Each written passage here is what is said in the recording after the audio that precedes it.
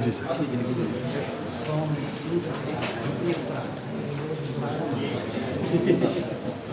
मैं जो लोकसभा में मैं रविंदर जो लोकसभा में जननायक जनता पार्टी की तरफ से स्थान भरने के लिए अभ्यर्थी के रूप में नाम निर्देशित हुआ हूँ।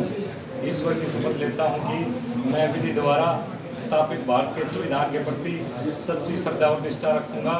मैं सत्यनिष्ठा से प्रतिज्ञान करता हूँ कि भारत की प्रभुता और अखंडता अक्षुण्ण रखूँगा। सीनियर साथियों के साथ दोनों हमारे जिला प्रधान झज्जर के भी और रोहतक के भी और प्रदेश के हमारे उपाध्यक्ष बड़े भाई अभिमन्यु राव जी आए हैं।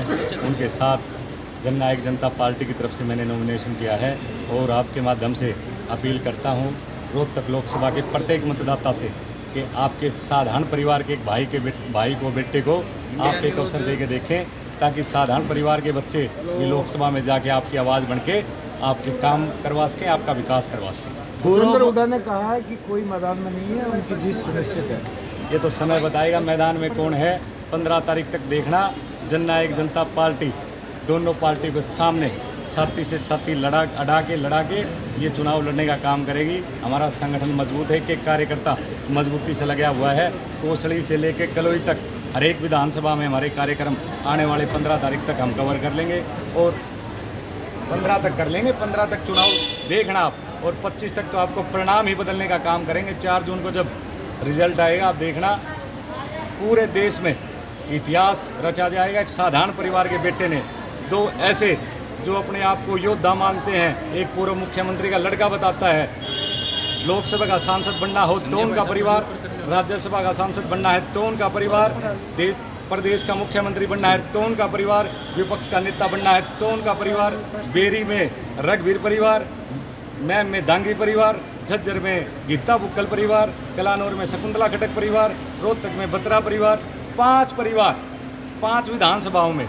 उसके अलावा मैं उनसे पूछना चाहूँगा, चौधरी भूपेंद्र सिंह हुड्डा जी हमारे आदरणीय हैं, उनसे पूछना चाहूँगा क्या कोई साधारण परिवार का मेरे जैसा जय बोलने वाला उनके पास कैंडिडेट नहीं था क्या?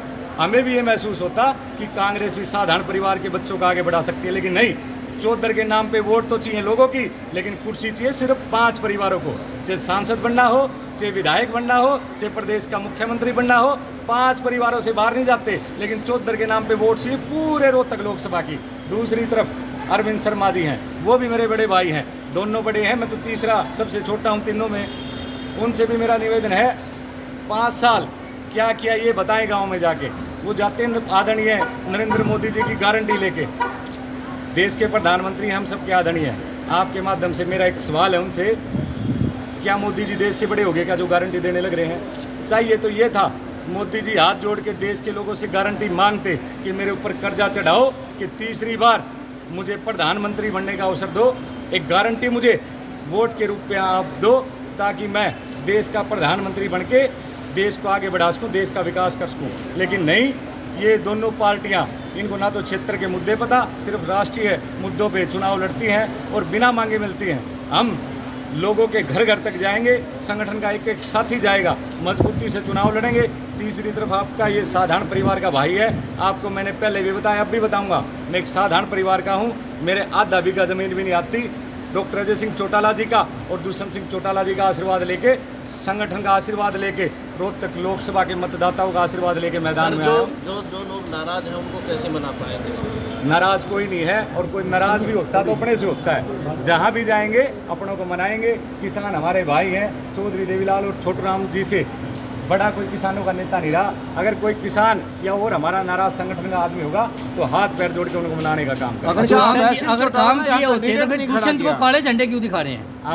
हमारी 10 सीटें थी, छोटी सी हिस्सेदारी थी। और आपको बताऊं, रोहतक लोकसभा में तो हमारी पिछली बार 21,250 वोट आई थी। अगर हमारी 5 लाख आती, छोटा भाई है प्रदीप देशवाल, उन्होंने चुनाव लड़ा था, अगर वो सांसद बनता तो काम करके दिखाते। मौका तो दिया अरविंद शर्मा जी को, तो काम तो उनको करना चाहिए था। जब रोहतक लोकसभा की बात आती है तो अरविंद शर्मा जी को काम करना चाहिए था। फिर भी हमने छोटी सी हिस्सेदारी होते हुए सामूहिक काम करके दिखाए हैं। चाहे हरियाणा प्रदेश में 75% आरक्षण की बात थी युवाओं के लिए, चाहे महिलाओं के लिए 50% आरक्षण की बात थी, चाहे बैकवर्ड के 8% के आरक्षण की बात थी, हमने काम करने का प्रयास किया है। हो सकता है अब हमारे से आज किसी को नाराज़गी हो, नाराज़गी अपनों से होती है, जिससे उम्मीद होती है उससे नाराज़गी होती है। घर घर जाएंगे, नाराज़गी भी दूर करेंगे। जो हमसे नाराज़ हमारे साथ लग के चुनाव साधारण परिवार के बेटे का लड़के दिखाएंगे, सभी साथी लड़के। दुष्यंत आएंगे कैंपेनिंग में? बिल्कुल, आदरणीय दिग्विजय सिंह चौटाला जी 11 तारीख को मैम के हमारे प्रोग्राम है, आपको अवगत करवा देंगे जिला प्रधान जी।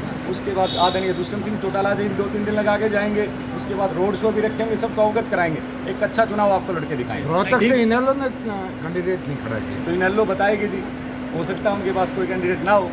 आपको फायदा है नुकसान है? हमें तो देखो, चाहे इनेलो का हो, चाहे कांग्रेस का हो, चाहे बिना कोई ऐसा व्यक्ति हो जो किसी पार्टी से संबंधित ना हो, चाहे बीजेपी का हो, हर वोटर के पास हम जाएंगे।